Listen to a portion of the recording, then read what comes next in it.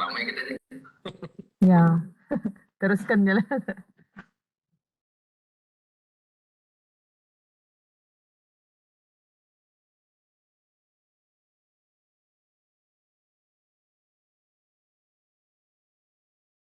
Berapa orang sudah?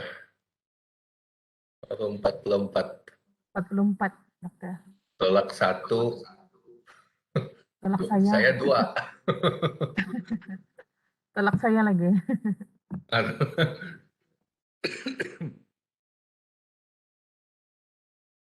Oke. Layu Bank pun ada.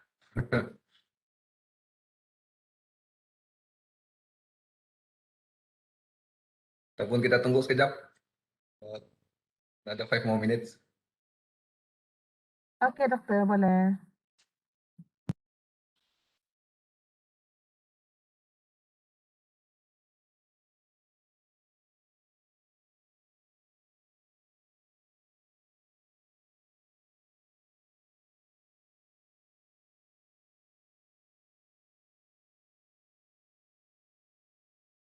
Cepat kah?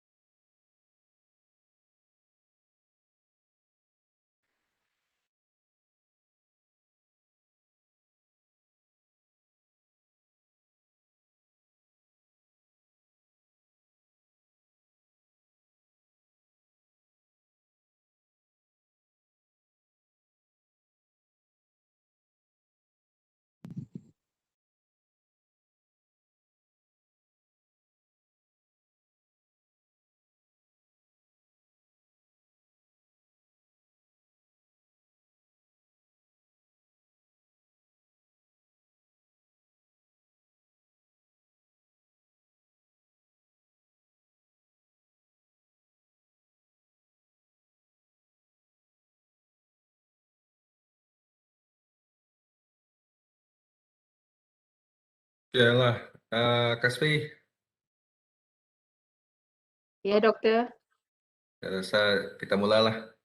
Ya, boleh mula sudah. Ada Ya, 63 orang. ya, boleh Tolak let go. saya, tolak Erna tadi. Iya. Oke. Perlu apa? Kamu record kan nih? Ya, record. Record sudah? Ya, sudah. Oke lah. Alright. Baik, saya mulai saja. Saya rasa tidak payah apa, no need to to, to introduce me. Okay, so today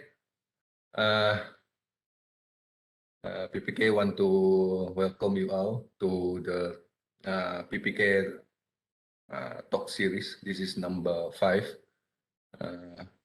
More to come. Okay, so for this one is we're going to go a little bit we say in detail, but not too detail about work-based learning and also service learning. Okay, so just would like to remind you for this talk, so it will introduce you about what is meant by experiential learning, and then how experiential learning and also work-based learning and also service learning related to each other, and also how we're going to go about with this approach of learning or approach of teaching and learning. In terms of exactly how we're going to implement this type of teaching methods and also approach, and how we're going to assess on this part, probably we need a different set of course or different or longer time for this one. But for this, I'm going to talk a little bit so that we can go,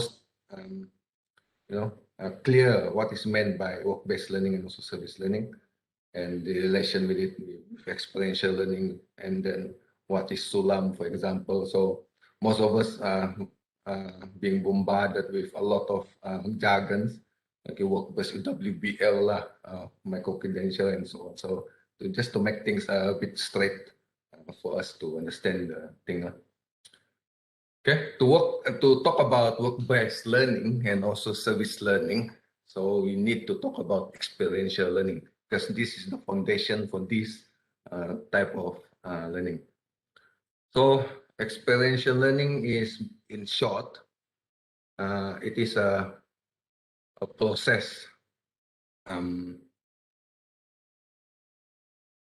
It is a process.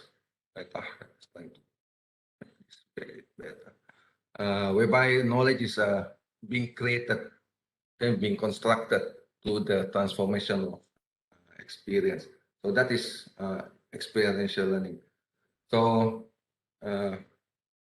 this sentence is not going to make sense for us, especially for those from a different field.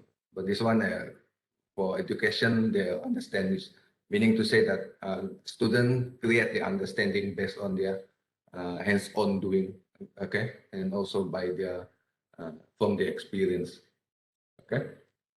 So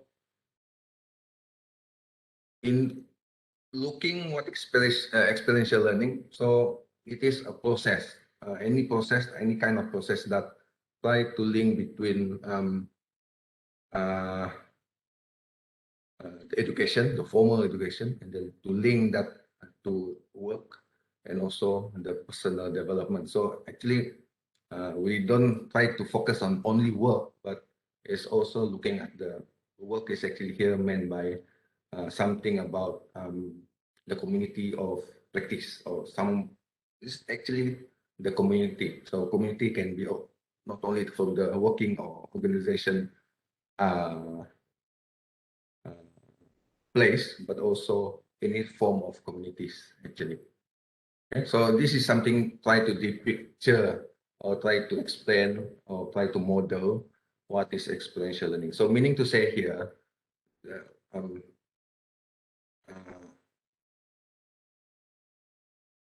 learning, it require all of these elements, from the personal development until to the education, and also the work, or try to relate to work and personal development and also education. So that is trying to intertwine all of these things to become something very meaningful learning. Okay. So there are a few characteristics of experiential learning. Okay. So first one, it is considered as a process. Okay. And it is best conceived as a process, but it doesn't mean that we cannot talk about the outcome. But so if we're talking about experiential learning, we are emphasizing on the process rather than only looking at the learning outcomes. Okay. And then it not only something happen in a day. Okay, it's also happening in a very long period of time. So it's a continuous process. Okay, which is based on the development of the amount of experience that being exposed to the students or for the learners. And then it also trying to resolve. It is also looking at how to resolve conflicts, okay, between the world of ideas and also the concrete world. What is meant by the world of ideas?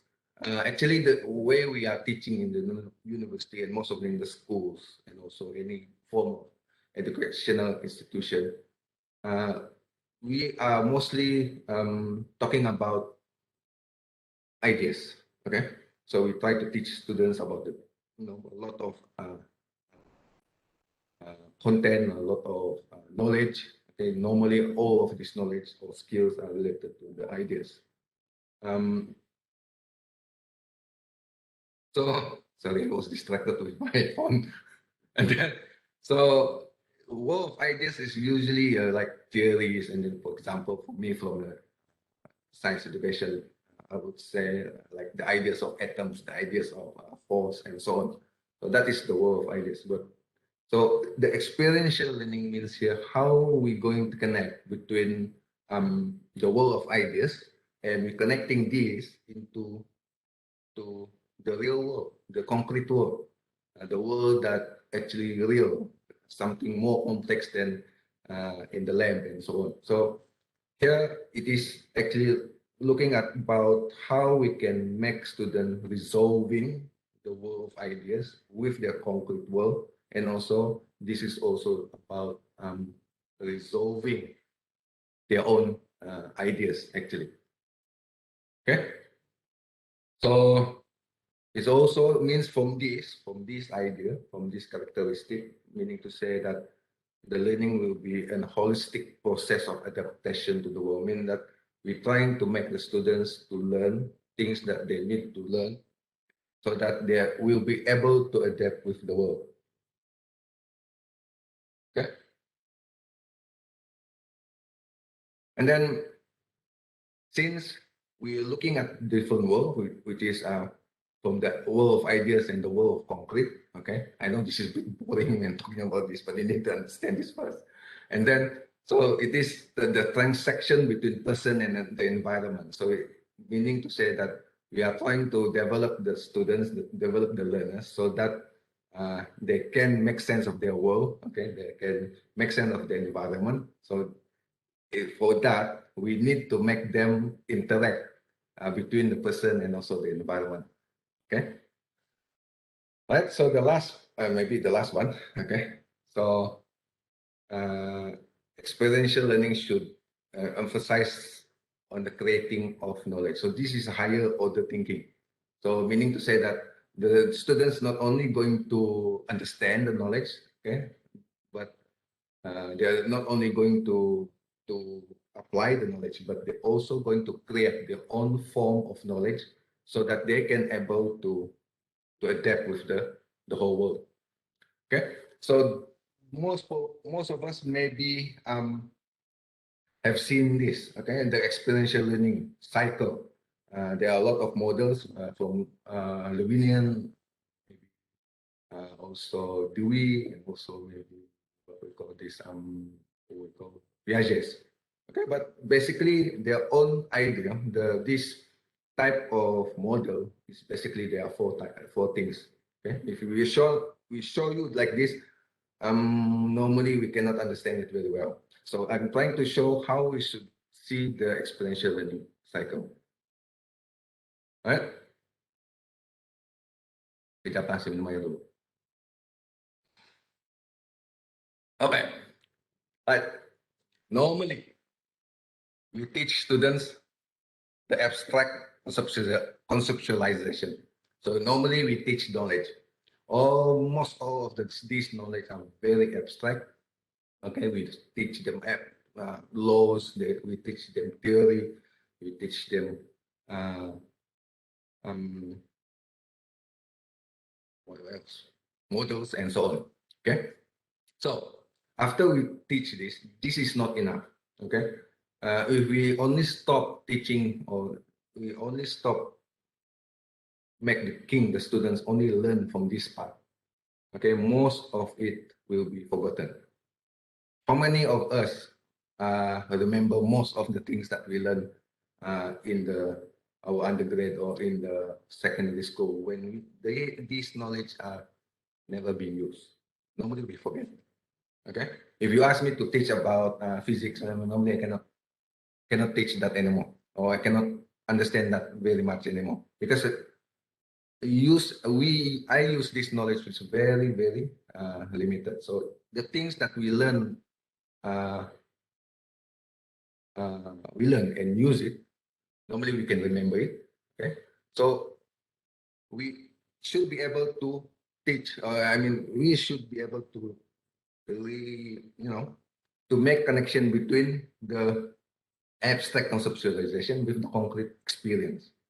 Okay, we can use our knowledge to be able to apply it in the real world.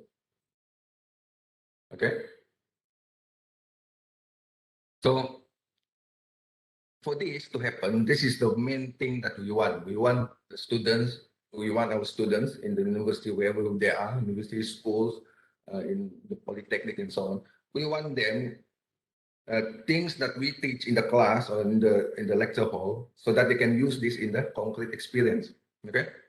So the concrete experience, usually we maybe ask them to do some field work, and maybe we can ask them, the work-based learning and also the service learning. But in order for that, we need them to do active experimentation. Okay. So in order for the abstract conceptualization to be able to be, for them to apply the concrete experience, they have to have this active experimentation. Active experimentation meaning they have to use it. Okay, they have to use their knowledge maybe to solve problem, to make sense this concrete experience and so on. So we need to do that. So here we are, for us teachers, to make the concrete experience connected, we have to make them do this active experimentation. So how are we going to do that? WBL, so the service learning. Okay, that is the part that we're going to talk about later. Okay, so this is not enough. Okay, we only you can only say okay, the students can apply all the knowledge into the concrete experience, but it's not enough because this is only applying. We have not emphasized on the thing that we want the students to be able to solve their own problem later. Okay, so because this concrete experience is not always the same. Okay, this one will be the same, but this one will always change. So we need to have this part, the reflective observation, whereby we want to connect back the concrete experience into the abstract conceptualization. We connect that back.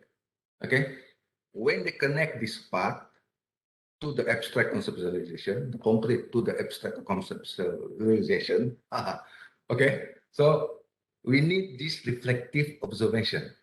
We need students to be reflective. They need to be able to know what they have learned and what they have created from the concrete experience. Then they are creating more knowledge. Okay, so from that creating, you can say that, okay, so meaning to say that when you have active experimentation, you are transforming the abstract conceptualization into the concrete experience. And at the same time, for us to say that they are experiencing the concrete experience, they need to go to the process of the reflective observation. Okay, I hope that's going to something that is going to be something that makes sense to you. All right. You can ask. Okay, you just post anything from the chat. I'm looking at the chat, so if you post, should be immediately can see your question. Kalau kamu malu-malu mau tanya. Okay. All right. So I'm going to show this very fast because this is actually not the main focus of this one, but my But my message here, okay, we educators cannot function a lot of things. Okay, for example, most of us are actually subject experts. Okay, we are subject expert, the lecturers, right? And some of us, the maybe on my side is the standard setter and evaluators. And then we have coach. This is a function of educators in the learning cycle. And then at the same time, we have facilitator. We shouldn't look at us here to function everything. Understand we are also the coach, we are also the subjects expert, we are also the standard setter and evaluator, and then we also the facilitator. No, we cannot function like that. So meaning to say, educators have to divide their own roles, our roles. Some of us going to be, most of us will be going to be here, subject expert. And then maybe at a certain stage of the students, we're going to be the coach. So our function will change from the students' development. Our function will be changing. And then we have also facilitators. So doesn't mean this is going to be us. Okay, so meaning to say here, educators, not only us. This the roles of educating a certain group of students or certain groups of generation is not on one shoulder only. Okay, so the facilitator and the coach could be somewhere else, not in the university. So this is we try to bring the coach and the facilitator somewhere else. We cannot do this everything. Okay, the standard center of course have to be here, right? Therefore, okay, the message here, these people can be somewhere else. Okay, the facilitator may be someone from the industry.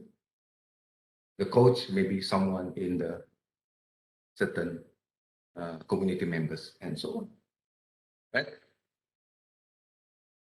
Any question before we go more boring parts? Ada soalan? Tidak? Oke, karena cakap tidak. Oke, kita teruskan. Right. So we go back to the things that this experiential learning is something seen by the ministry, activity, or the Kementerian at that time. Something that is important. For we can see from the framing a Malaysian higher education 4.0. So one of the three here. So the experiential learning is being highlighted, and actually is probably I don't know whether they put this on purpose, but it seems that it is being placed as something that is quite important. Okay, which is at the top of this graphic. So it calls immersive experiential learning. So don't worry about the terms. The term still remain the same. It is experiential learning. Okay, so the experiential learning is something very old actually. Something is not new, but it's always getting a new nicknames and so. Okay, so when we're talking about experiential learning,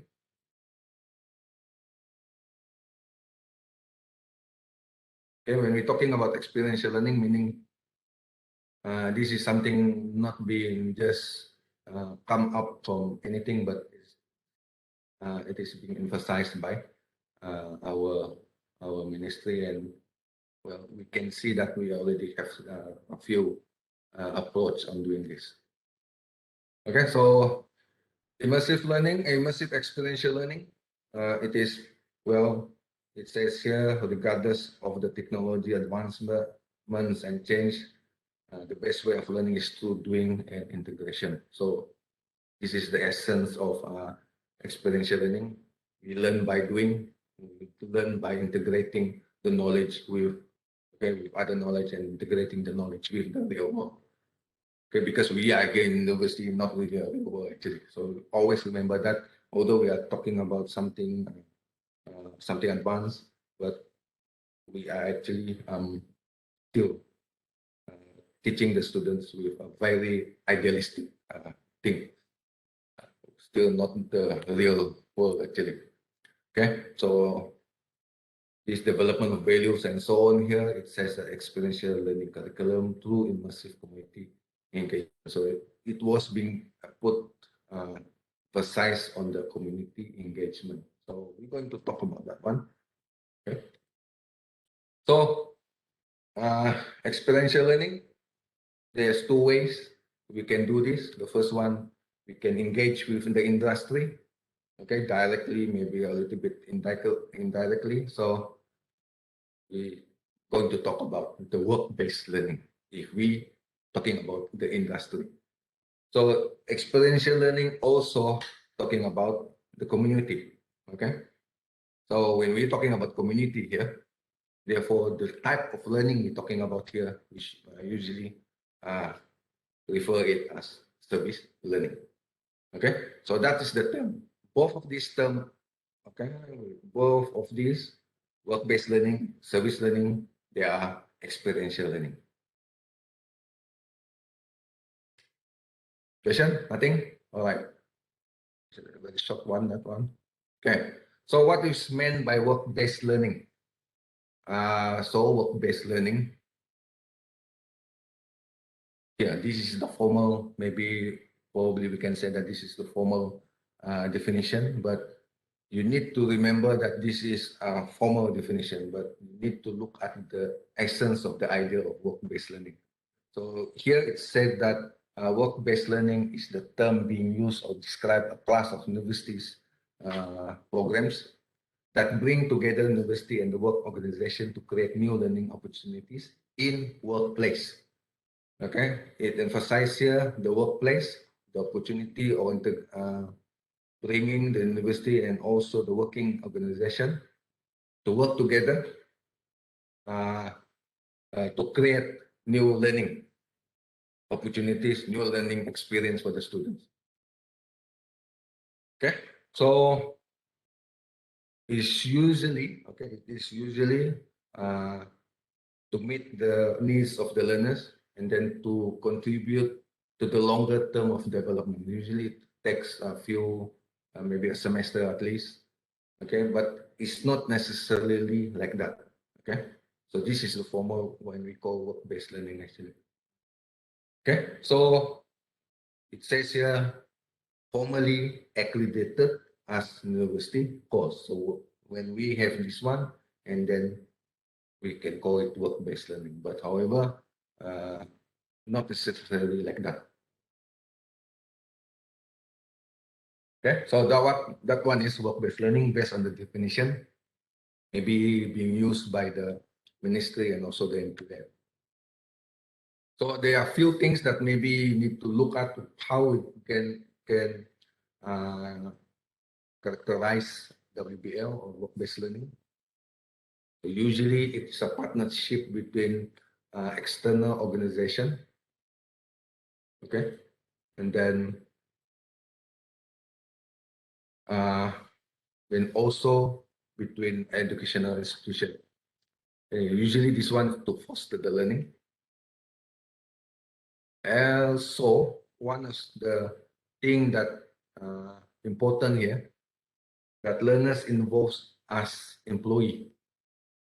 So that's most typical way to look at WBL, or not necessarily very formal type of employment, but it can be something there are there are certain understanding MOU or MOA between the institution and also the organization. Okay, meaning to say any kind of contractual relationship with the external organization. So this is the probably the most formal or most important thing that we can look at WBL. And then the program is based on the needs of the workplace. Okay, so we look at the program is actually the workplace, the curriculum, the work is actually the content of the curriculum.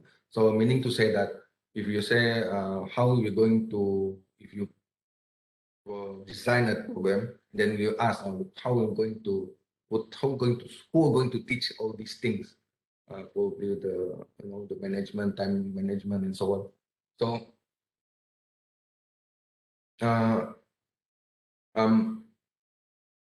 we need to say you don't have to teach. Okay, so we just put these students in the learning environment, to the learning experience, so that these work that they are experiencing are part of the curriculum.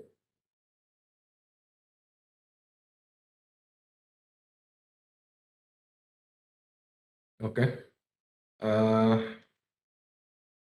Before I go for the benefit of WBL, I think there's one question here. It says, may I know how do we ensure the students are competent enough to embark into WBL? Can we start with 30% exposure to WBL during the first year, and then 50% in the second year, and 100% in the final year?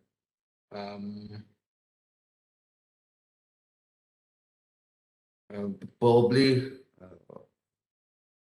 I cannot say this, but to answer that, this is my opinion, not necessarily reflecting uh, reflecting the policy of PPKA and also the university, but this is my own opinion. If you look at the student, okay, we try, this kind of approaches. We try to develop the student first, okay. We plan and train them. We put everything we need, and then we put them into the situation of the work-based environment, so that they can, can be trained, or not trained. I think can apply whatever they learn in the university. But and another way how to look WBL is, why don't we think of, why not we let the industry, we let the working environment teach them, not necessarily directly, then teach them, make their environment become the curriculum. So my answer is, my personal answer is, they will not be competent enough, whatever stage.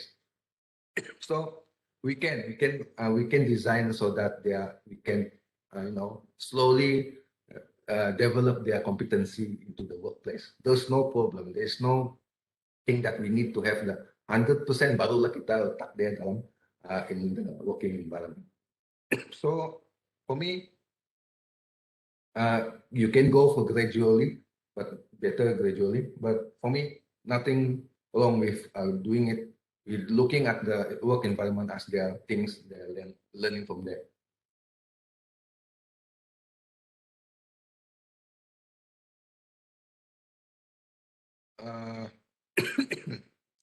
Second question, when we implement WBL, it must be implemented for the whole class, or do we need to MOU with the industry to implement this WBL? Yeah, we answer that later. All right. Okay. So some benefits of WBL. I will, after this, I'm going to share you about some strategies. Okay. So, of course, the obvious one, the benefits of WBL is to connect students directly to the work environment. So, we're providing them the authentic learning environment.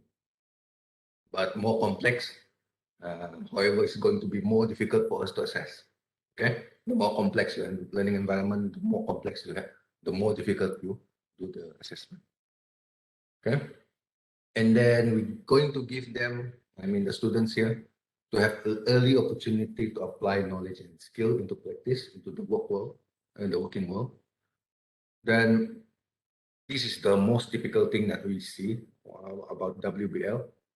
And then the thing that we always talk about, which is in the MQA punya audit, in the curriculum review and so on, is how much the industrial input to the program. So by doing this WBO, actually, we already have that kind of effort so that the industry can give input to the program development, also the improvement indirectly, maybe also directly. If the industry says there's something wrong with your student, they are not capable to do this. So immediately you can get the feedback from the industry. So you can make amendment, you can make review of your curriculum immediately. Another way is you're going to have a good two-way interaction between the learning, we also learning from the industry, and at the same time the industry also learning from us. So that's a good way of symbiotic relationship. Okay, so in this world, the more we are going to work together, the better we're going to be. Okay, we cannot work in isolation. The industry line, the university level now need to get together so that we can synergize all of our energy to make a better output or progress. So as you know, there are few formalized efforts for WBL. Okay. Right. So we have U2I, okay, we have Appel, and we also have the gap year. This is program level. You're implementing the WBL in the scale of program, but there are also WBL in the scale of course. All right. Most of us already done the WBL in the course level, but we still, you know, still trying to set the fire so that we can go to U2I, 3U1I, and whatever we call that. Okay, that is work-based learning. Appel is already going on, and also the gap year, right? Gap year is overlap between the work and also community-based learning. All right. So there are a few work-based learning programs that I can see. Okay. I have to take this example from the IPTS so that it wake us up. It is the time for us to change our name or rebrand our name for the program. We can call the program work-based learning experience and so on. But we have to do a lot of homework and also the dirty job to create this program. So some universities, the IPTS already calling their program as WBL programs. Meaning to say there are certain things that they are doing different from us. Need to look at this and try to develop our program further based on this one. Right? It's easy for me to say, but it is a very difficult thing to do. I think a lot of homework have to be done and also the groundwork to be done. Okay, there are some strategies not only to have this thing happen in the program level. We can already start this to go beyond the thing that we already been doing now, okay, like in the internship and so on. Okay, for example, we can do a little bit. Okay, maybe you want to introduce this thing to the students, the work-based learning. So you try to get, the students to do something, and there are some agreement between the course level, the lecturer or the faculty, with a certain industry, a certain organization, to address certain problems the organization face. Okay, so this is action learning. We ask them, the students, do something for that one. Okay, so they learn this. The course should enable them to create, maybe not only, doesn't have to be something that the students have to produce, but maybe they have proposed something how to solve the problem. For example, you say there's one organization having this problem.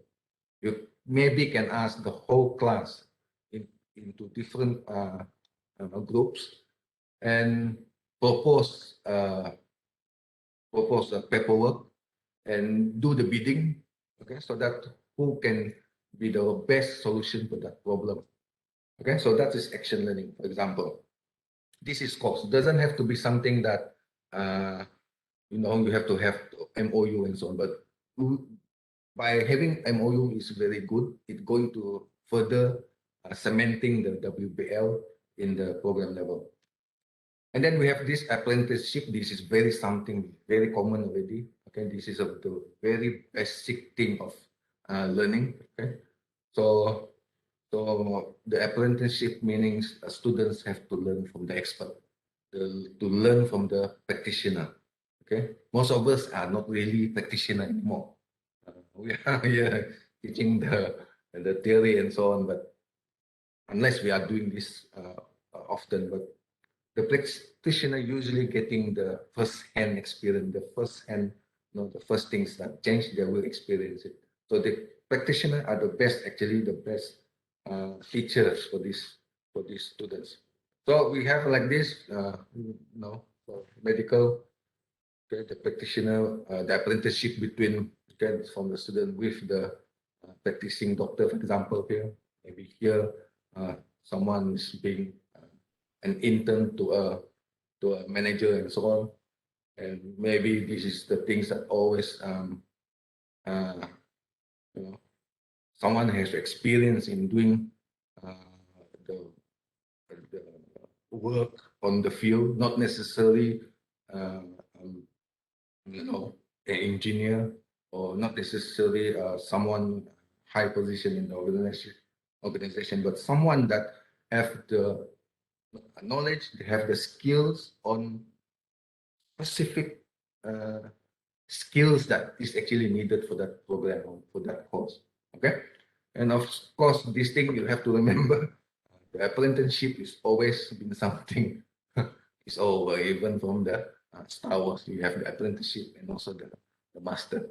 Okay, but yeah, few more strategies. For example, here you can engage the practitioner to give feedback to the students to career advice, okay, giving them what things they need to learn, what things to, to gain before they go for the work experience. So this, I think we have done this, okay, by inviting someone very prominent figures in the company, okay, and then you ask them to give talk and so on. But for me, that is too far away. You don't expect that kind of things. Try to think of more simpler things. For example, for teaching and learning, for teachers, for training teachers. You don't have to call the pangarang to teach them, to give the share. Try to call someone is expert teachers, those practicing teaching, experience in teaching, like for maybe for 40 years already.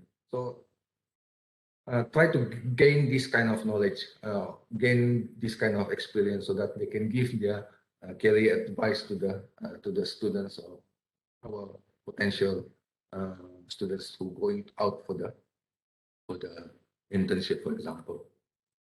Okay, of course, internship is quite different, in which that the students have to become the employee for the organization. So usually this can be paid and unpaid, supervised, and also structured work experience. So that is internship. So this one, you don't have to have MOUs in it, okay? But still, this is part of WBL. But if you want to go further, you want to go more, solid kind of WBL, so you have to have a more MOU, and you have to think of how you're going to translate the work-based experience, the work-based learning to be the curriculum of that program. Okay, some people will say that how we are going to teach the students in the work place already. So no, we don't have to do that. Make the workplace teach them. We're only going to assess. Okay, and then maybe a more relaxed kind of interaction between the industry. Maybe we can have networks and communities. We can have learning communities. Maybe there are some sort of, a gathering between we have fellowship gathering with people, including the students, the faculty members, and also the practitioner. So it's not only for the students. This is also for the faculty itself. So for me, try to gain try to make more engagement with the industry, invite the industry to be in the faculty, and or maybe the faculty go to the industry with the student, with the faculty members, to have a very very cordial, very informal way to interact. The most killing thing is to make things formal and then everything will hilang, will gone. So makes things very informal so that the interaction become more more relaxed.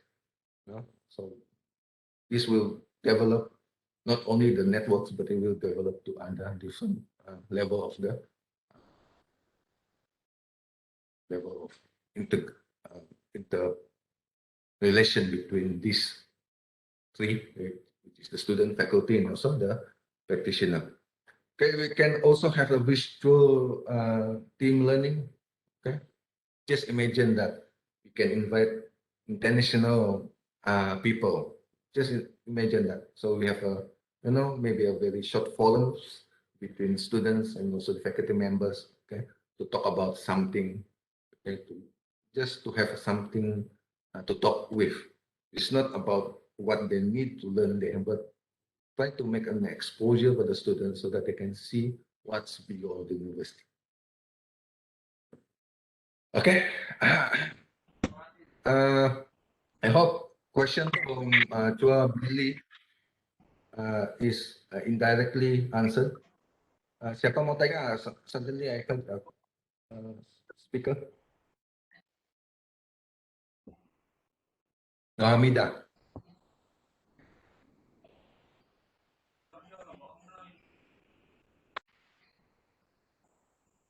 Okay, itu saya consider tertekan. Okay. Right. So I hope Billy's question, when we implement WBL, it must be implemented the whole class. Yes, it has to be. So do we need MOU? Not necessarily, if only for your class. Okay. Like if for the program level, it's much better you have MOU, but it's tedious and really banyak kerja. But once you have that, it will going to be a very good thing. There is a GGP good guideline for good practice for WBL, which is being produced by the MQA. You can refer this and read that one. Usually this is related to the program level. So try to read that one. Okay, so I'm not going to explain this here because this is not my main area at the moment. Okay, however, okay, so based on the WBL curriculum design, based on the MQA, so just make sure that for curriculum, for program level, try to make sure that it adhere with the MQF learning outcomes, okay, domains. Okay, how about assessment later? And then make sure, usually this is supposed to the program need to be designed and focusing on the general skill and not really the very specific skills. This is the good practice by the MQA. Okay, you can depend a little bit about this one. If you have the professional bodies and the MQA program standards, try to follow on that one also. Okay. And then it is best to have it according to this standard or this GGP. So you have a curriculum committee that consisting of the HEP. Okay, ini bukan hal ehwal pelajar HEP. Okay, itu for MQA, it calls HEP. Okay, for JPT is a little bit different. It's I think HEI, Higher Education Institution. For HEP, and MQA means higher education provider.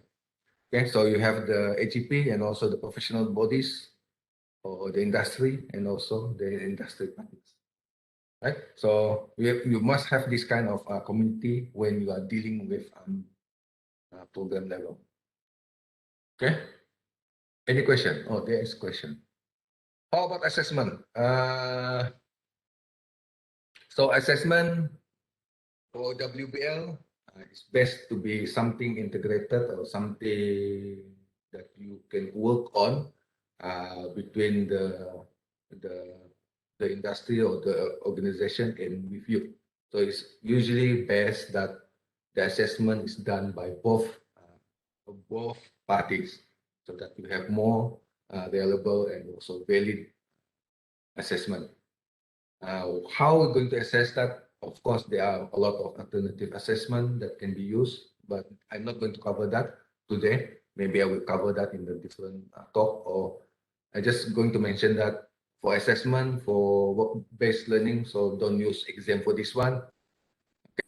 Don't use quiz. That is totally ridiculous to assess, to use that to assess WBL. So try to use different alternative assessment like portfolio and also observation scale, or maybe rubrics and so on. So we always going back to that one. Meaning to say, when you are doing WBL, therefore you need to plan a lot of things. Okay, you cannot plan maybe 2 minggu before the semester start and then baru kamu terfikir to do this. No, it has to be done maybe a year before. Okay, you need to plan the delivery system. You need to engage with the industry. You need to make this as much as possible legal and also protecting each other. And then after that, you need to make sure that CLO, your course learning outcome, is in alignment with the delivery of this WBL. And then you have to think of the assessment, how you make sure the industry counterpart will assess you well, and then you also can assess the student well. Okay, so that you need a long planning for this one. Okay, that one is for WBL. Anything else you want to ask?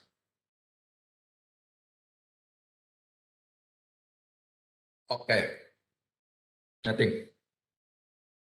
Right. Then we go to the service learning. Okay.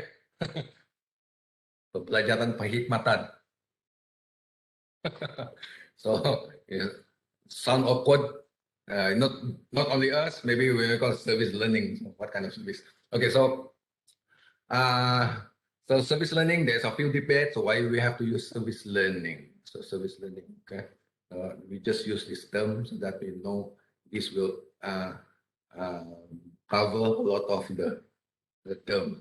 Okay, so service learning, also known as, we can also call this community service learning, right? Doesn't have to be something you have to pay to be paid. Okay, we can also say this community-based learning. Maybe the most recent one is being used is community engaged learning. So because we are looking at this one. Okay, it's not only looking at servicing,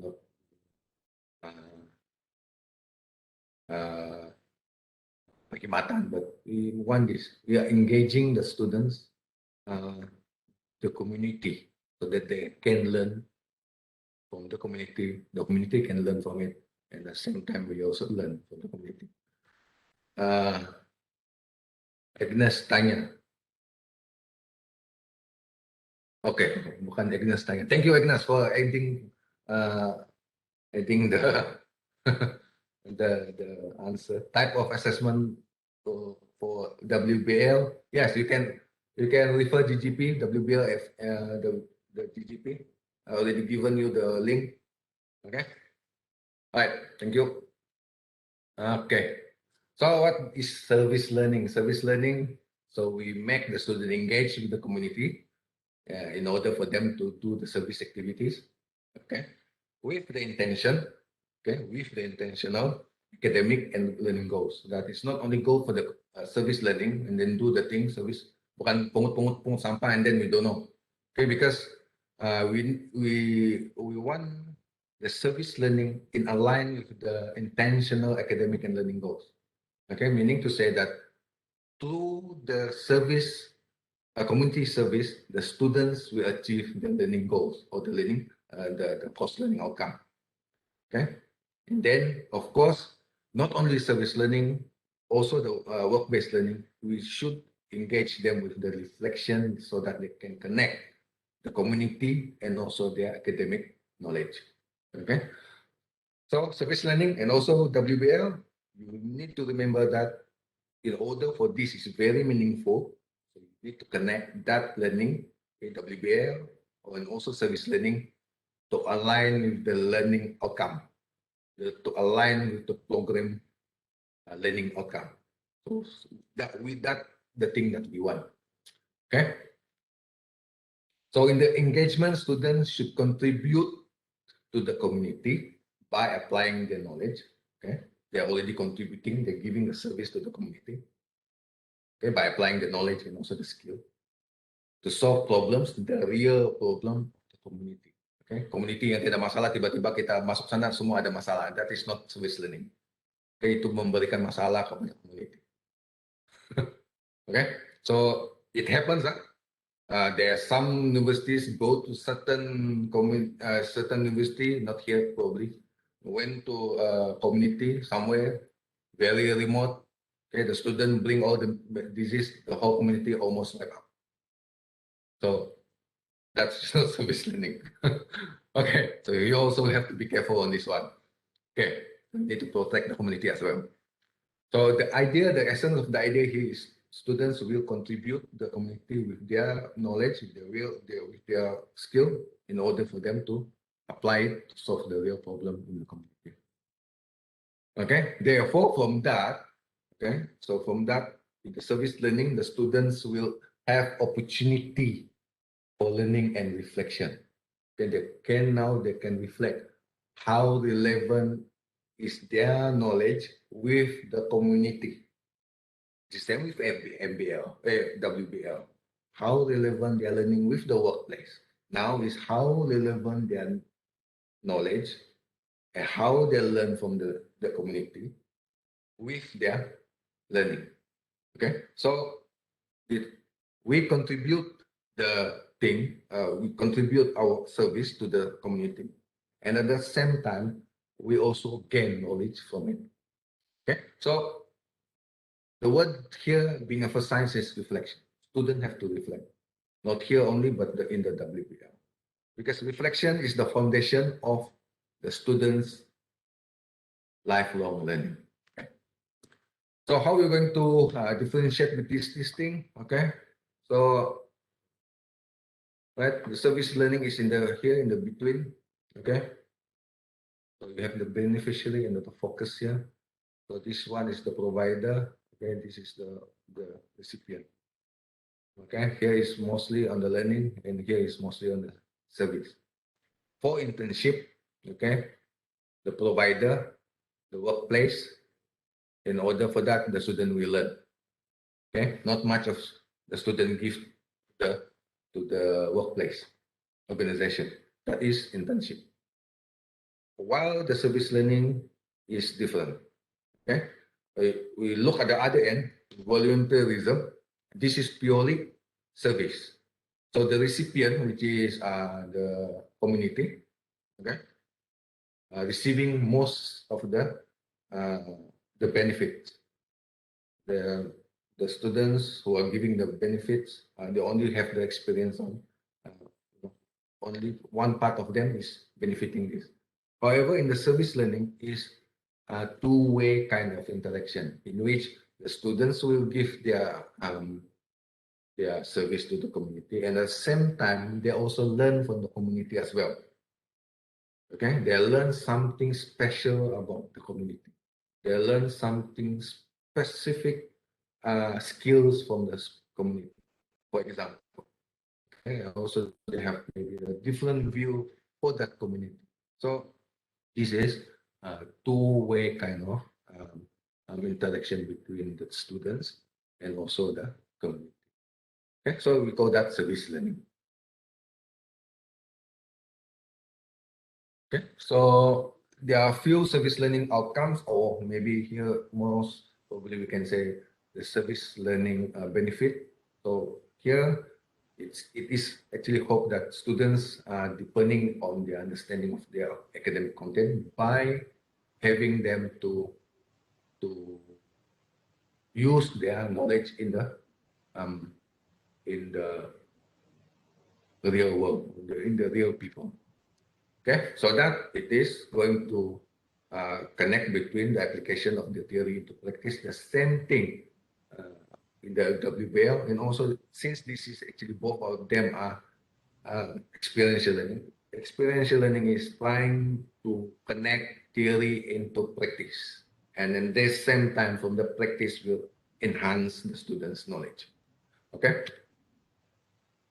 Right, then so it will also increase the awareness of the students about the strength and the limitation of their disciplines in addressing the social issues. Okay, so they also know that certain of their knowledge is not going to be applicable. They might need more things to learn in order for them to contribute to the society.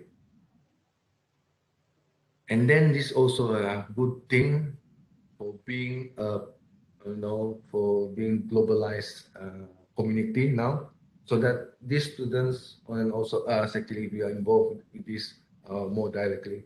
It will make us going to understand the difference the human differences, and also of course the commonality. Okay, so we make this multicultural education so that the student can see.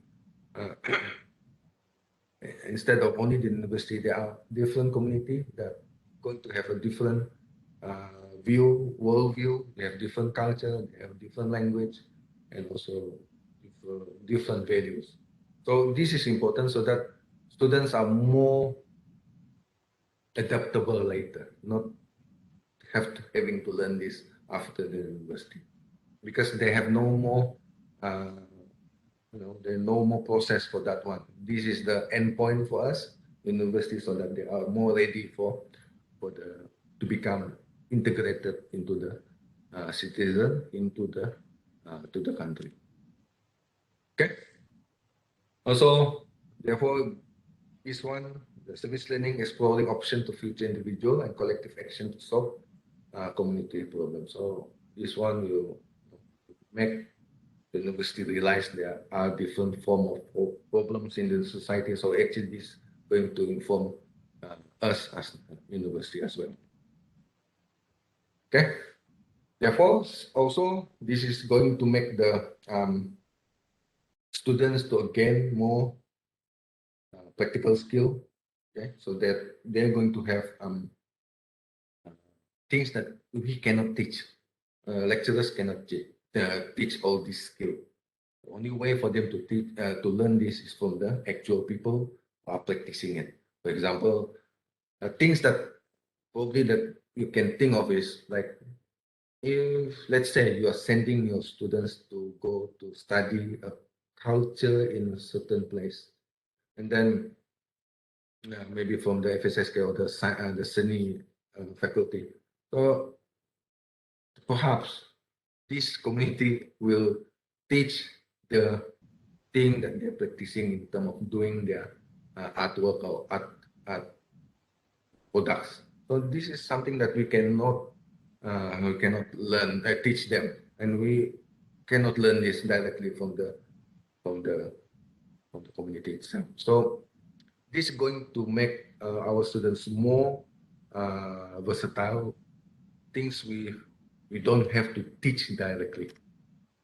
Okay, so the most important part here for service learning and also WBL is reflection. Okay, there are many ways on doing the reflection. Okay, so this is one of the cycle to do the reflection. Reflection has to be attended.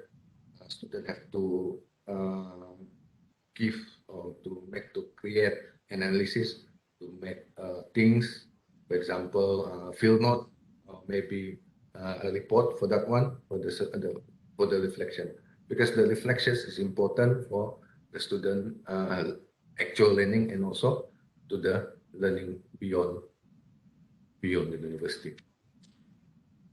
Okay. So reflection is the most important part is to make connection between what they do in the service learning and also how these things are being related to the course learning outcome. Meaning to say, when the students have done the service learning, they need to show, they need to give you as a teacher or as the lecturer the extent of what they do in the service learning, make them achieve that CLO, achieve that course learning outcome.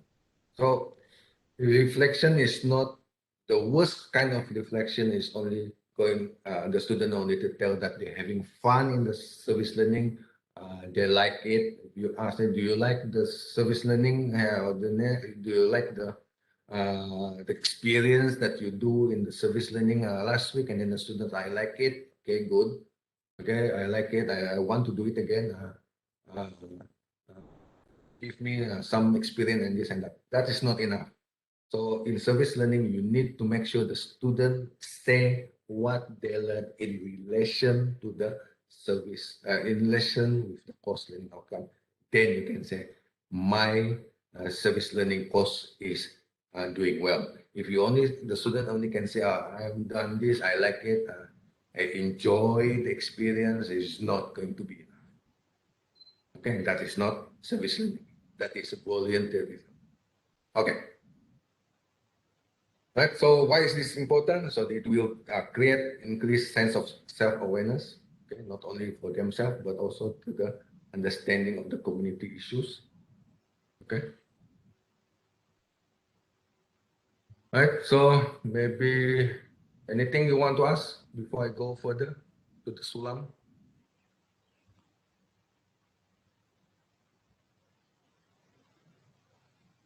All right. So it's also require or it's good for the students to be to have that kind of experience to go to the community and identify the issues. Okay, it's not we don't have to do the problem identification. We go ask them, go to the community, try to define the problem, try to immerse with the community, try to understand the difficulties or things that issues arise in the community, and then how to make them think how they can contribute to the community. Okay, there are few ways on doing the reflection. There are many. You can refer a lot of reference. Actually, I can. There's at the end of this presentation, I will give the reference.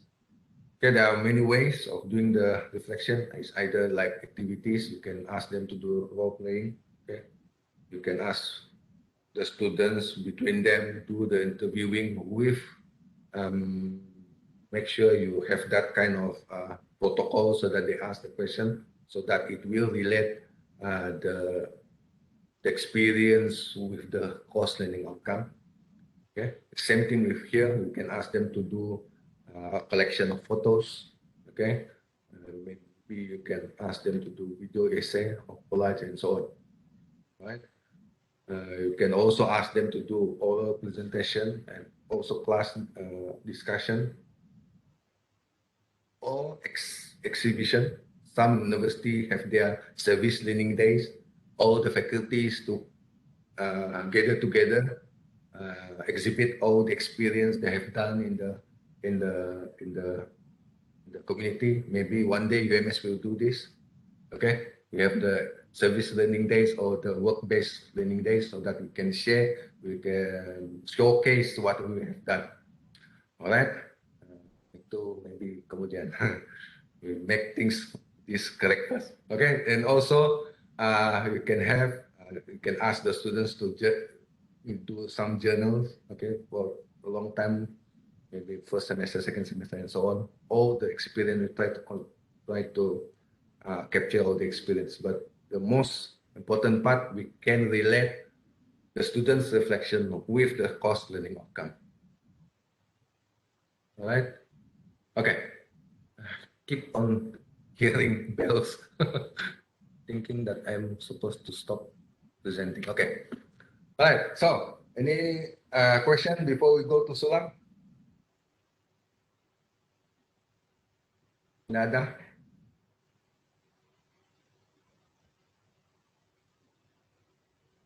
Okay. If no, I just go for talk about this Sulam. So Sulam is only, it's not going to call that only, but Sulam is actually a very more comprehensive kind of service learning. So it's being labeled as Sulam for our Malaysian experience, service learning. Okay, so Sulam is actually Malaysian service learning Malaysia. Actually, that's the long thing for this one. Okay, so you can look for this playbook by JPT. Get that link. You can read further about Sulam here. Sulam is actually service learning, but it also based whatever I said just now. There's nothing much different with it, but there are few specific things that you need to remember what to do with Sulam so that you can call it Sulam. Here, don't look Sulam very complicated thing. Actually Sulam is quite simple if we can work together. Okay, if we work in isolation, it's going to be very troublesome. But if we can integrate, we can work together between faculties, between courses, between programs, it's going to be a very nice kind of things to do. Okay. So Sulam, well, this is the formal definition of Sulam.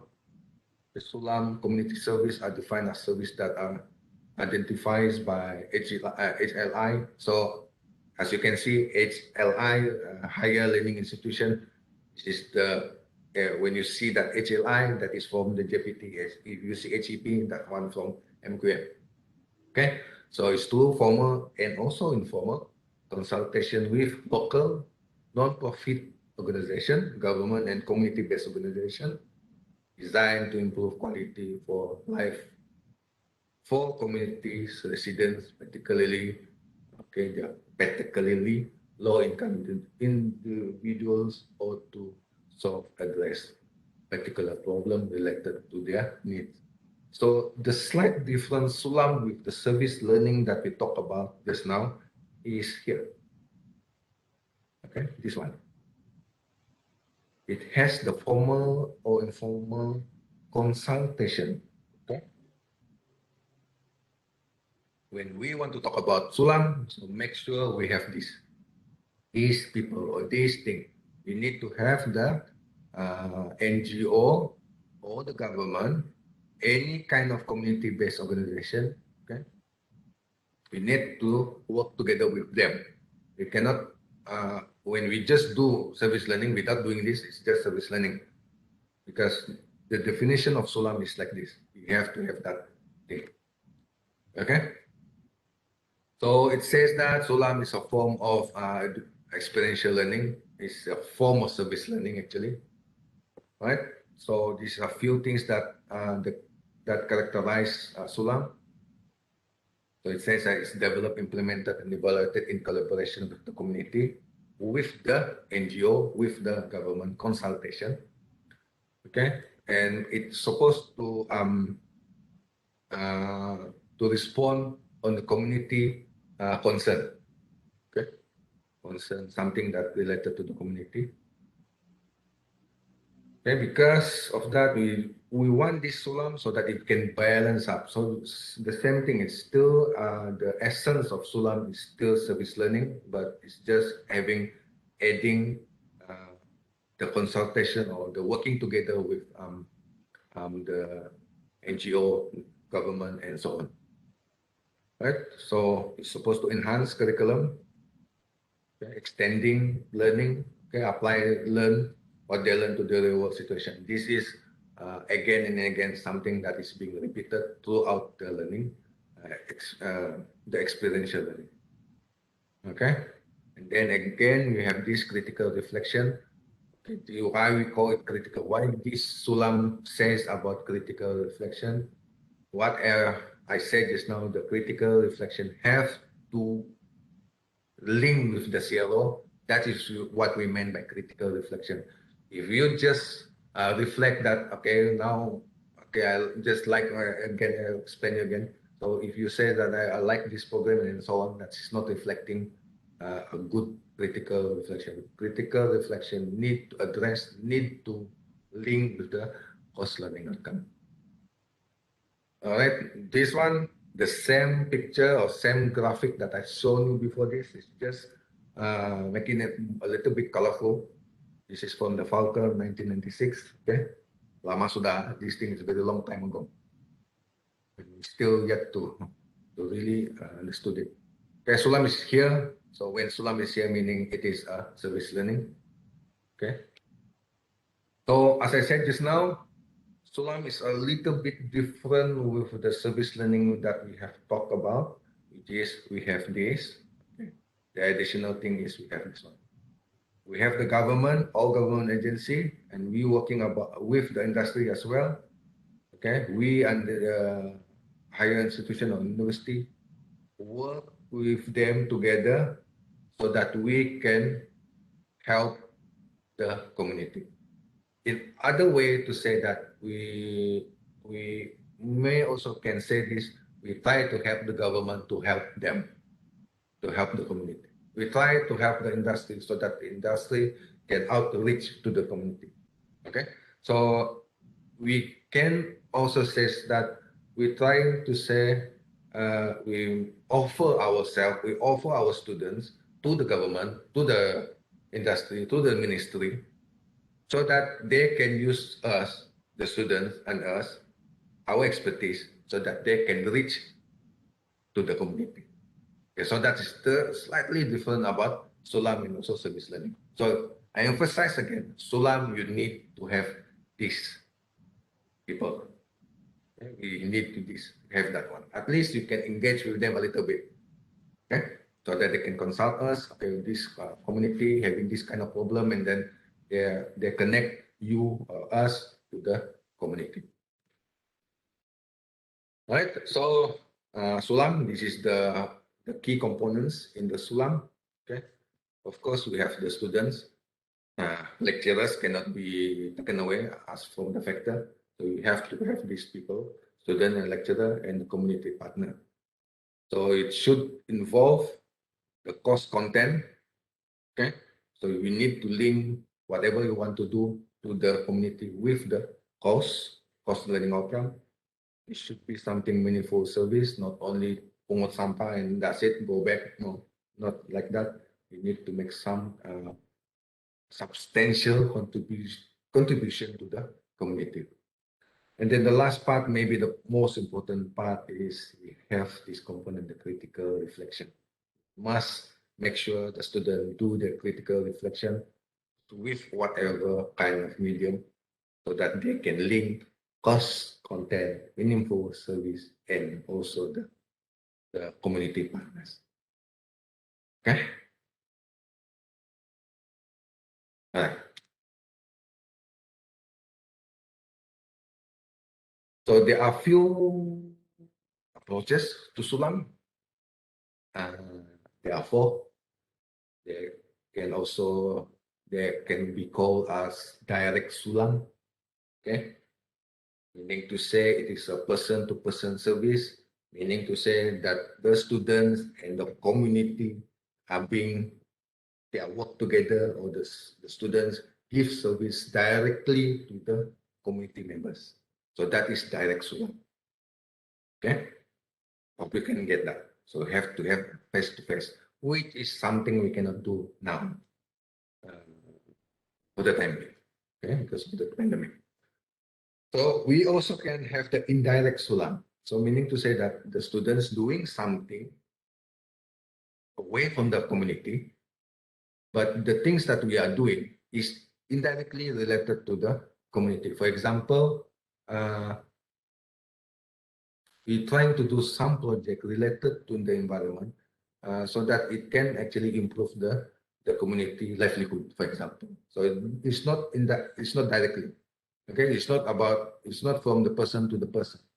For indirect Sulam, do something on something so that that something improve the community. Okay, so there are the tiga part lah. There are three parts for that one.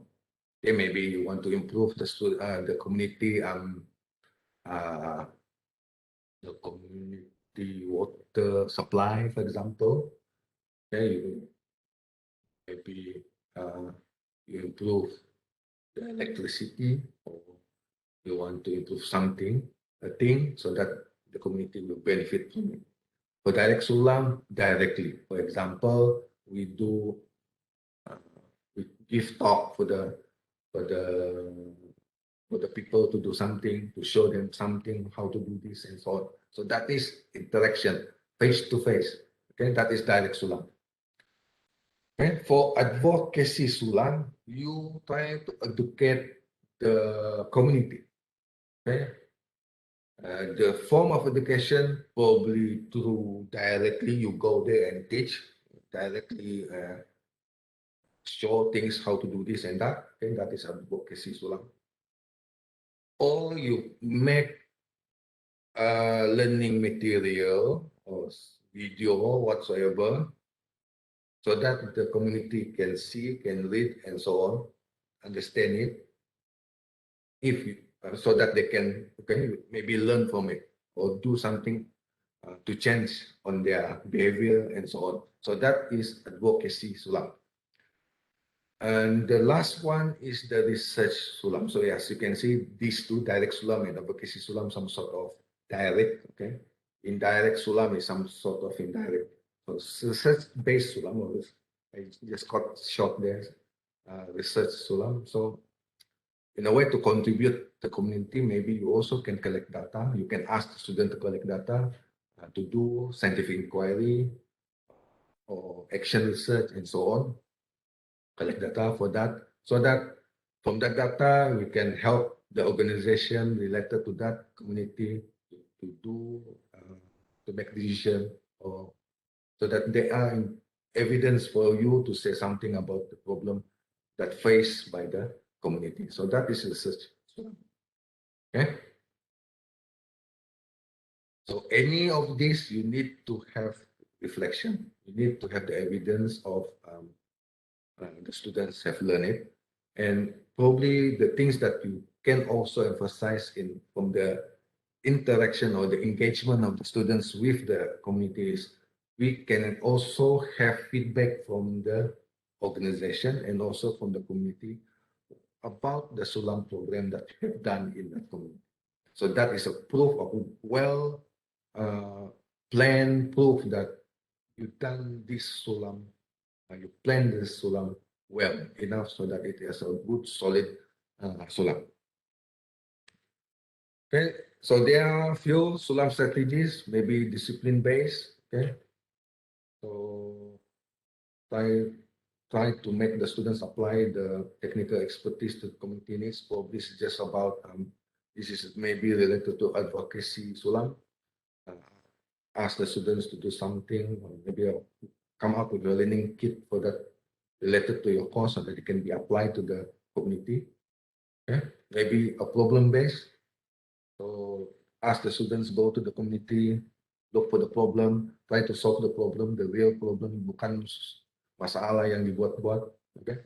So which is the community-based problem. So ask the students to try to at least come out of a suggestion, come out of an idea how to solve the problem. Can be a project-based learning as well.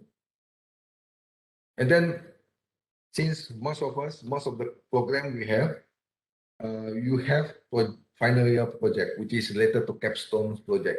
So you can you can ask the students to relate their final year projects to address the real community needs.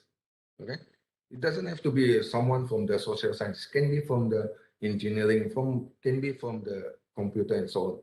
Try to make use of their knowledge. Okay, you can create something so that can be benefited by the community. Okay, for example, now the paddy field is no longer paddy field. It is already rumput field.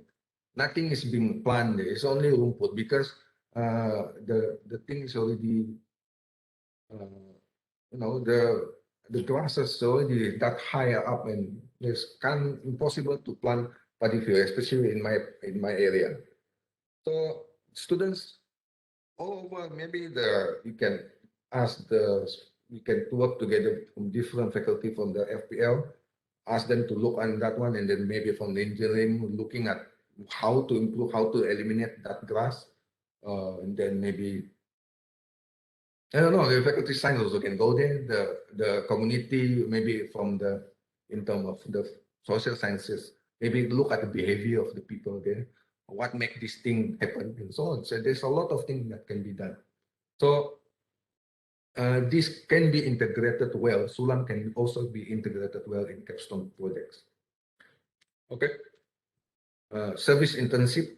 Okay, instead of in the company, why don't we ask our students to work with the organization to contribute to the community? So that one also are Sulam strategies. So if PPK asks, can you have a Sulam program in your program, a Sulam courses in your program? It easily can be done by putting your Sulam, embedded it in your course for capstone or for internship. And maybe the action research is based on the research Sulam. Ask the students to do some data collection, maybe action research.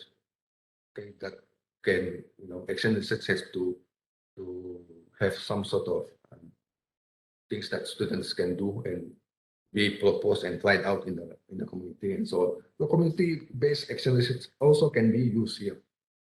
And this one also can be a capstone project. Yeah, you can also have multiple course project. They are not necessarily one course, one Sulam. What if we have one Sulam project, one Sulam community, involve many programs, involve many courses, involve many faculties. So it's just about we plan, we sit down together and think how we can integrate that in terms of cost delivery, in terms of assessment, the most important part, which is we can usually can use the integrated assessment, which don't ask me now, I will talk about that later in the integrative assessment. Okay, there's many ways to implementing Sulam. Okay, especially make sure you explicitly say the Sulam activity is related to the CLO. Okay, in your table 4, okay, your CAP or whatever, say CLO 1 Sulam. How this thing, explain how it's being achieved. Assess, explain how it's going to be assessed. Okay, and then it has a guideline for the appropriate time commitment. You have to look at the playbook. Okay, you have to have this faculty commitment and try to get the student input, try to get them to be involved in terms of planning, in terms of engaging the community. Try to get the students to help you. Okay, and then it has to involve ongoing reflection. So don't do the reflection only at the end of the course. Try to make it a habit, the reflection after reflection after reflection, because reflection is not it's not a summative assessment. It is something ongoing, continuous. Try to look, so try to look at things that you want to make sure it's going to be a very perceptible impact. You can see the fruit from the Sulam activity. Okay, so try to make sure that after the Sulam activity, you can see the improvement. You can see things that impacting not only the community, but especially the community, but also the students. Okay. So we need to have that perceptible impacts, things that you can see. Right. So and then most of us asking what is e-Sulam. E-Sulam is defined in the playbook. as it is also a teaching method, right? It's a teaching method. The Sulam-based learning is conducted via online media or other digital means, meaning Sulam done through the internet, through the online media. Okay, that is called by e-Sulam. Right, so e-Sulam can either involve the instructional component, okay, or also the service component, meaning to say that the service is given through digital means. Okay, so e-Sulam is just Sulam, but it's being done through internet, through telephone, and so on. Okay, and this also can involve both lah. It's either both are conducted online through online medias. Okay. Then things get a bit confused by most of us. Okay, what is Sulam Innovate? Sulam Innovate is actually try to promote e-Sulam by having that this kind of e-Sulam Innovate is actually a competition. Okay, from the e-Sulam or Sulam that we have done, and then we just go to participate this competition, which is called e-Sulam Innovate 2021.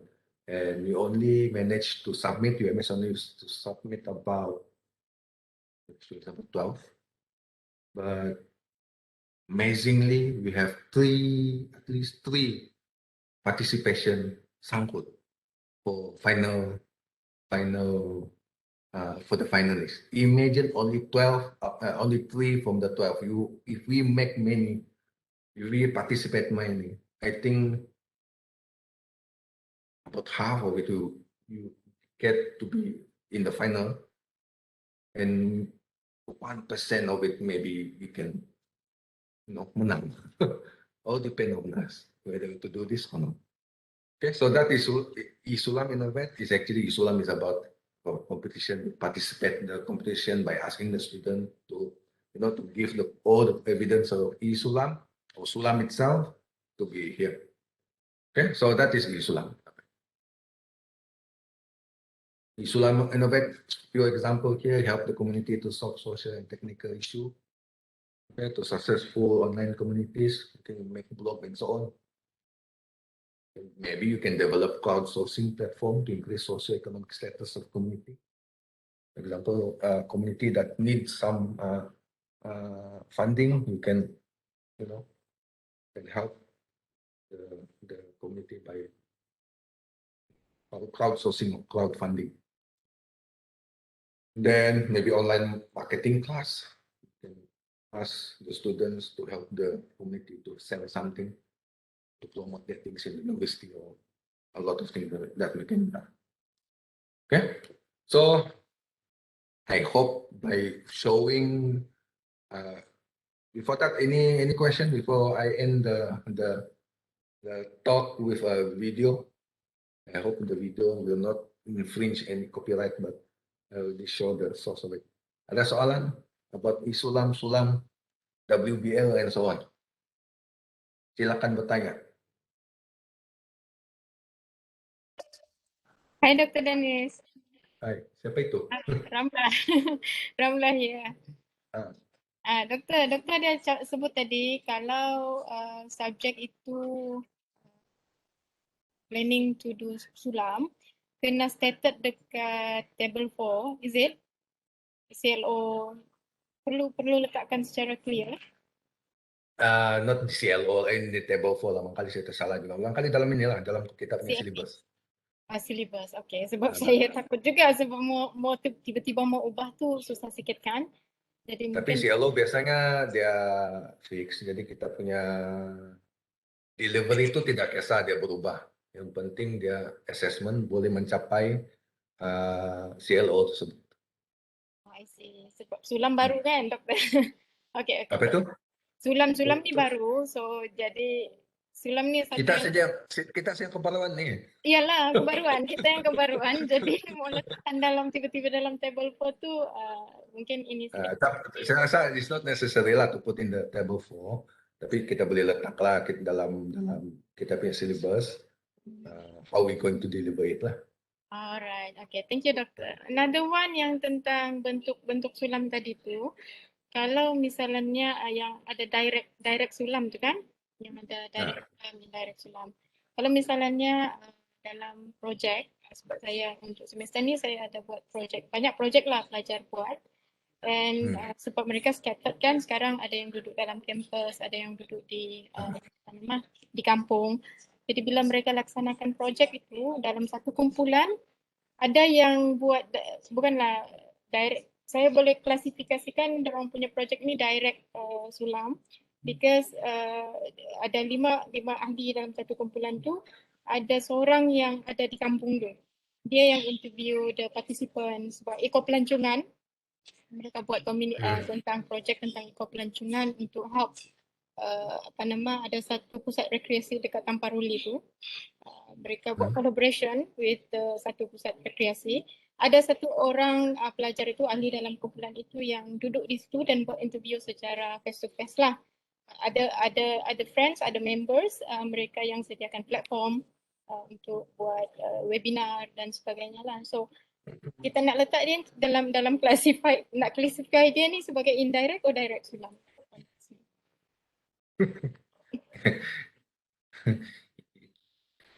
Kalau di company dia bukan sulam kali. Sorry, Doktor? Dia melibatkan company kah? Bukan Melibatkan orang community yang buat ekopelancongan. Homestay, projek homestay.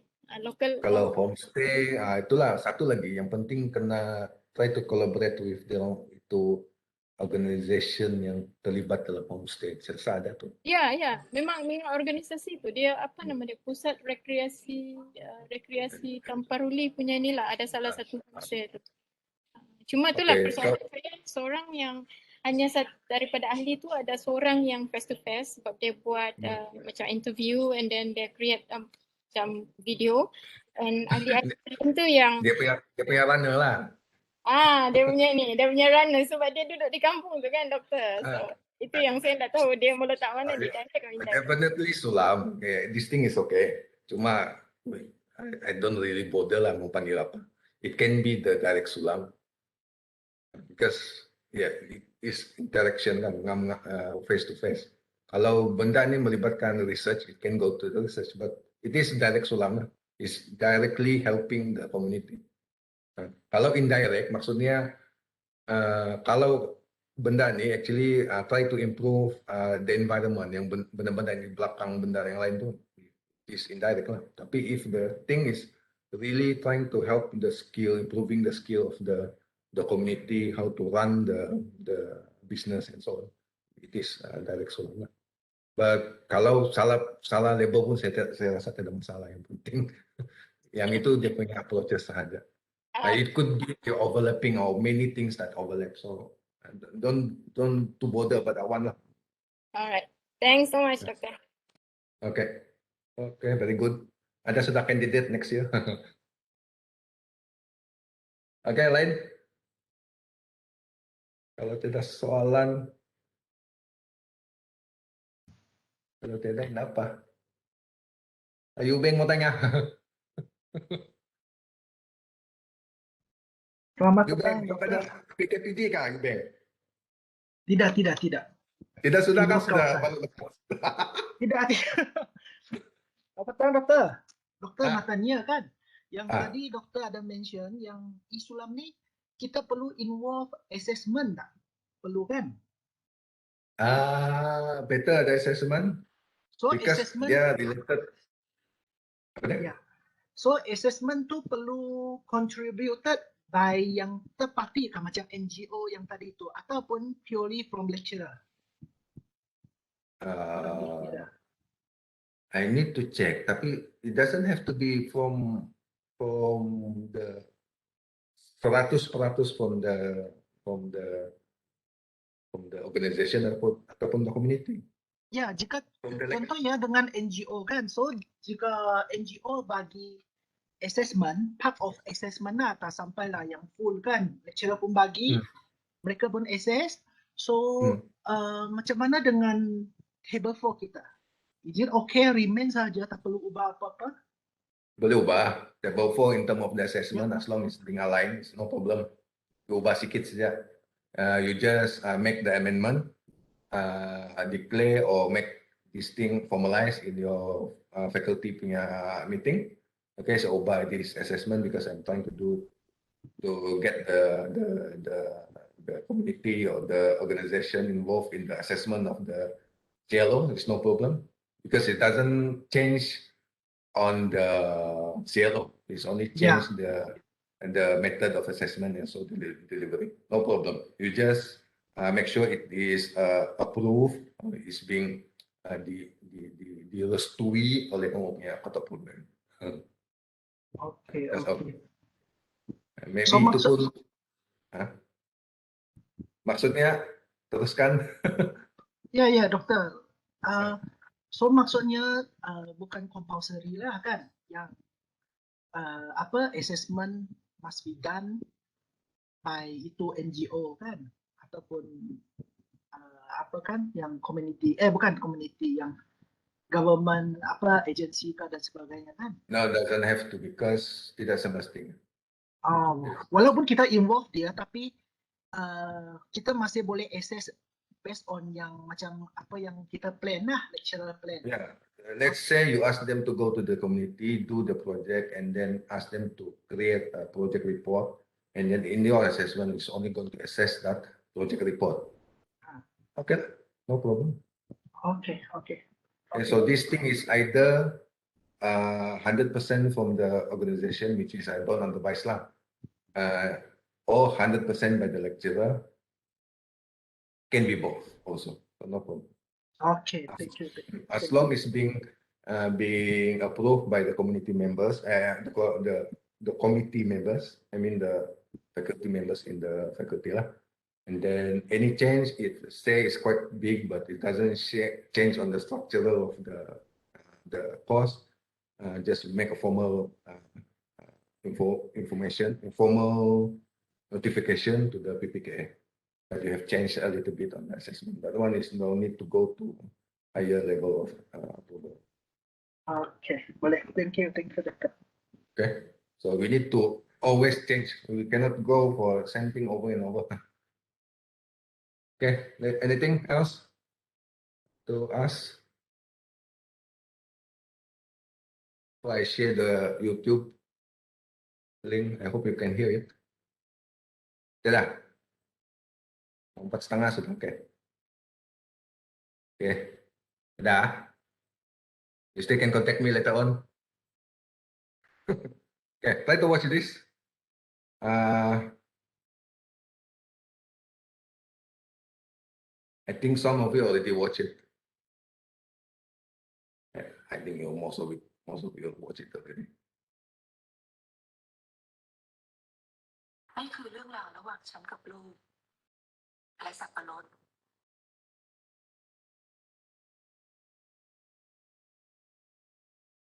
ฉันไม่ได้เรียนหนังสือไม่รู้ว่าต้องพูดต้องสอนแบบไหนฉันรู้แค่ว่าต้องทำให้ดูให้เขาเห็นเป็นตัวอย่าง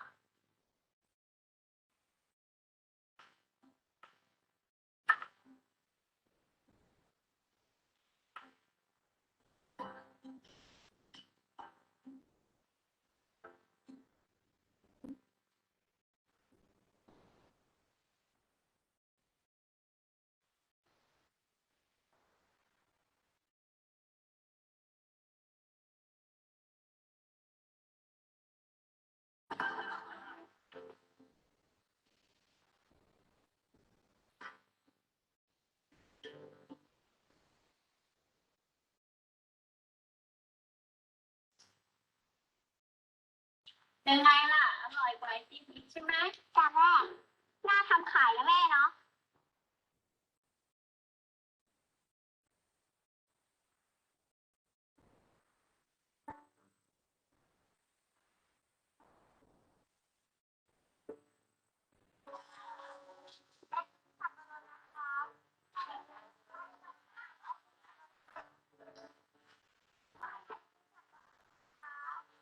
ไอติมสับปะรดนะคะแม่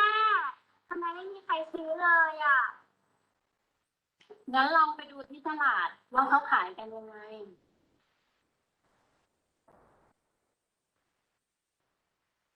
อีกไหมจ๊ะกล่องละ5 บาทกล่อง10จ้าพี่กล่องครับพี่อร่อยครับพี่กล่องครับจ้าพี่กล่องละ5นะคะ3 กล่อง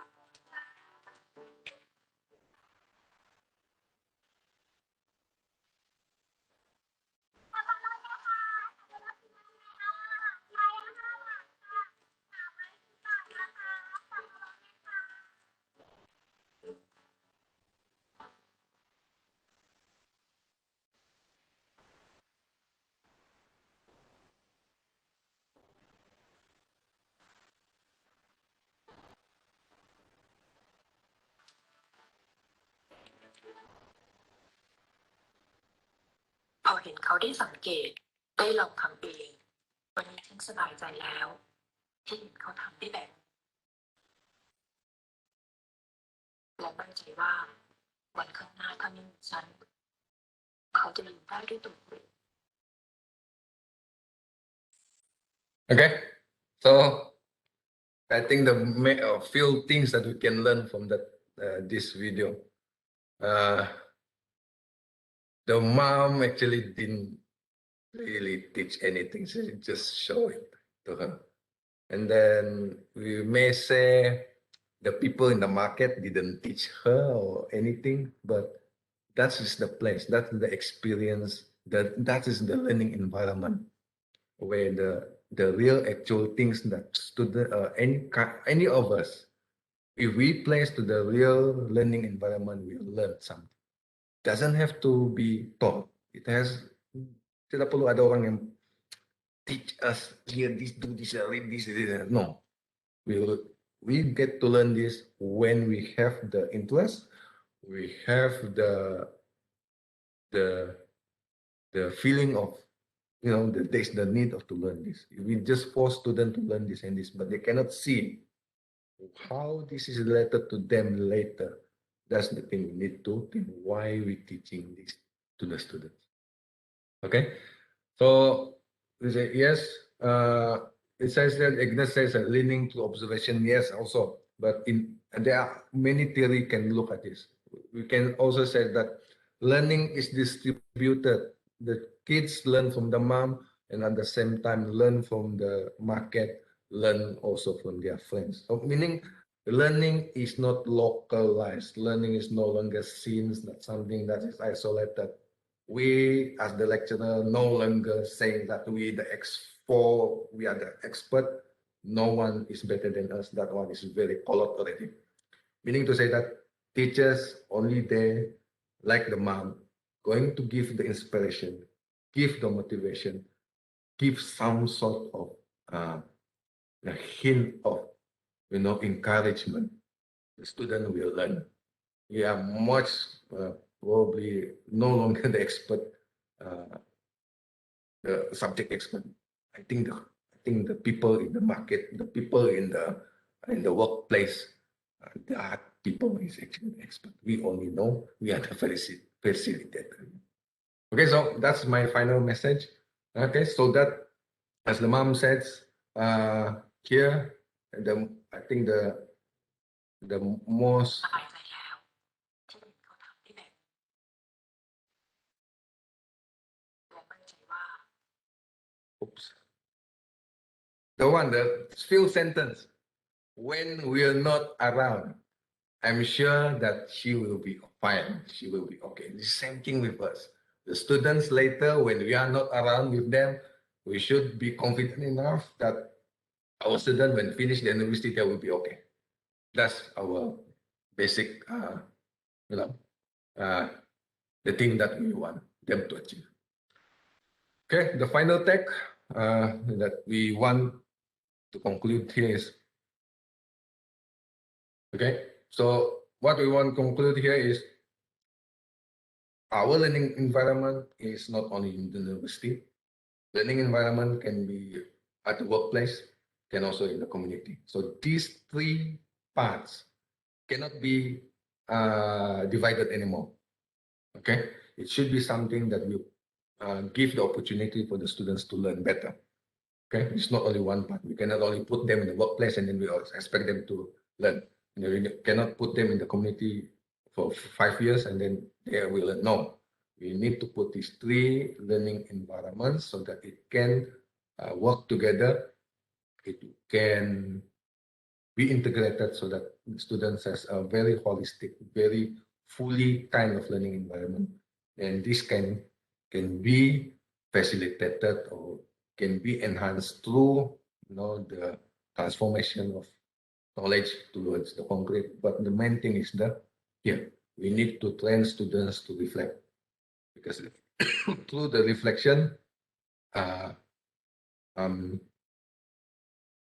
student will become more and more professional person. Okay, so reflection only make us better. Okay, that's all for me. If anything you want to ask, you can ask to me later.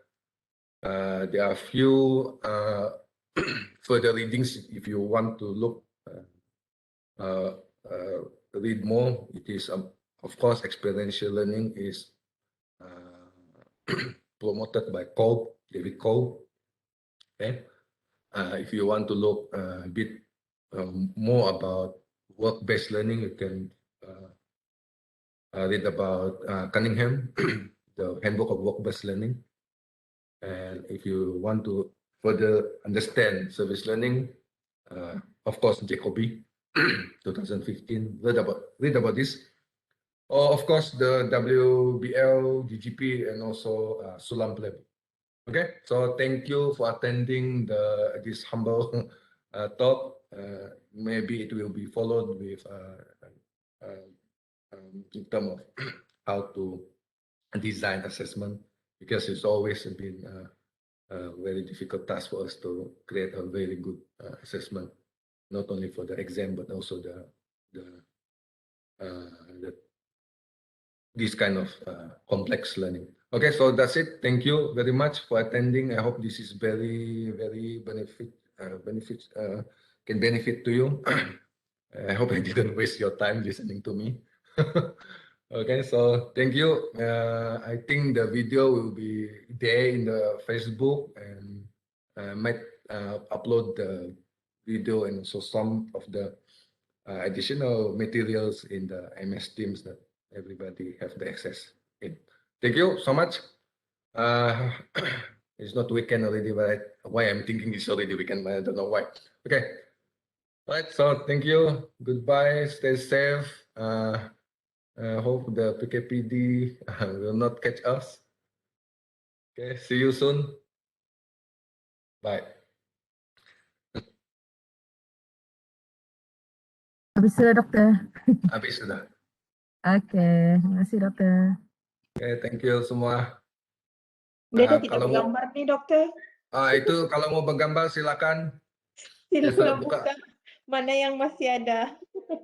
Masih banyak tuh 45. Ya. Yang penting sudah isi itu, you have fill in the form. Link, Okay, make sure your name is correct, your email is correct.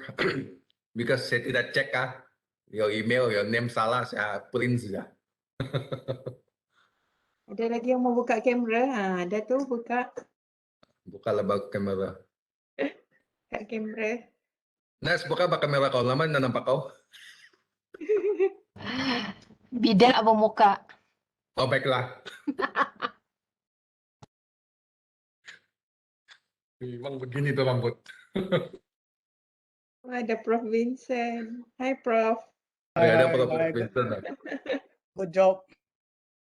Ada Well Prof. done. Hai Prof. Okay, fine, thank you. Saya harap saya tidak miss info Prof. Okay. Saya takut terbagi ajaran sesat. Okey juga Pak. Ada CQA. Ya. Si Kiai pernah ada kasih tiap perasaan. Tiada. Bah, ambillah gambar Kaspi. Okey, saya ambil. Okey, Ya. 1, 2, 3.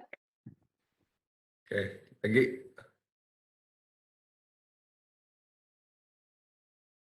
mau move lagi ke fast speed. Habis sudah. Alright, Bah. Okey, saya ambil sekali lagi.